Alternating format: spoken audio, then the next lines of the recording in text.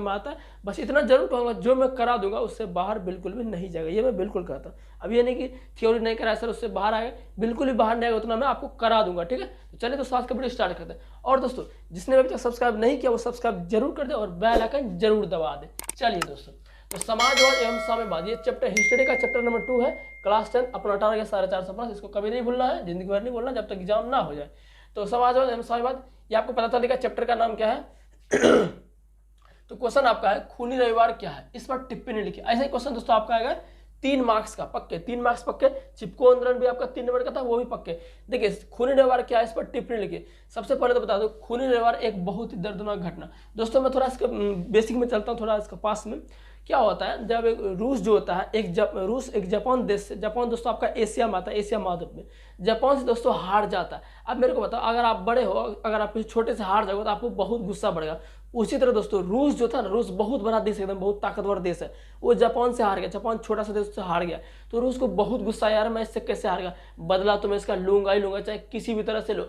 तो क्या हुआ, जापान में एक दिन भूखमरी आ गई। जब भूखमरी आ गई तो अगर देश में अगर भूखमरी आ जाते हैं तो गरीब लोग ही मरते, अमीर लोग कभी नहीं मरते। तो जैसे कोरोना वायरस अभी इंडिया में चल रहा है तो इसमें भी गरीब लोग ही मर रहे हैं, कोई अमीर सब तो बढ़िया से खा रहा है, गरीब लोग ही कोई दिक्कत हो रही, ठीक है। उसी तरह क्या हुआ, जब जापान में भूखमरी आ गई तो जापान के जो मजदूर लोग थे तो उस समय क्या हुआ, रूस के सेंट पीटर्सबर्ग, रूस में एक शहर है सेंट पीटर्सबर्ग, उस तरफ रोटी दो का नारा लगाते हुए आगे चल गए।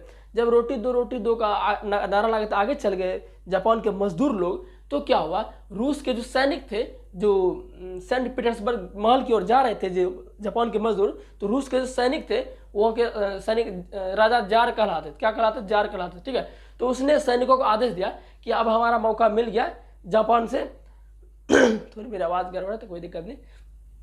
तो जब रूस से मौका मिल गया, रूस को मौका मिल गया, अब तो इससे बदला लेकर ही रहेंगे क्योंकि जापान के मजदूर आ गए थे, क्योंकि जापान से वो हार गया था। तो क्या हुआ, तो रूस का जो जार था राजा, वो सैनिक को बोल दिया इसको सभी को मार दो। 1000 2000 लगभग मजदूर रोटी दो का नारा लगाते हुए रूस के सेंट पीटर्स के महल की ओर जा रहे थे, रोटी क्योंकि भूखमरी थी। तो क्या हुआ, तो वो सारे निहत्थे, उसके पास कोई हथियार नहीं था। अब हथियार क्या रहेगा भाई, वो रोटी दो का नारा लगा, हथियार लेके थोड़ी ना घूमेंगे, वो तो रोटी मांग रहे सभी से, भूखमरी लगी है। तो क्या हुआ, रूस को लगा अब हमें इससे बदला लेना जरूर, क्योंकि हम हार गए थे जापान से। तो वो क्या किए, रूस जो राजा थे वो सैनिक को बोल दिए सभी को मार गिराओ। तो क्या किए, तलवार लिए और सभी को सब पूरा काट, जितने भी 1000 मजदूर रोटी दो का नारा लगा रहे थे सभी को क्या काट दिए। उसी दोस्तों हम कहते हैं। और ये घटना जो ये रविवार के दिन घटना हुई थी, किस दिन हुई थी, रविवार के दिन। तो ये दोस्तों आपका क्या है, खूनी रविवार है। बस यही मैंने आपका लिखा है, इसको आप जरूर नोट लिख लो, बस ये आपका खूनी रविवार लिखो।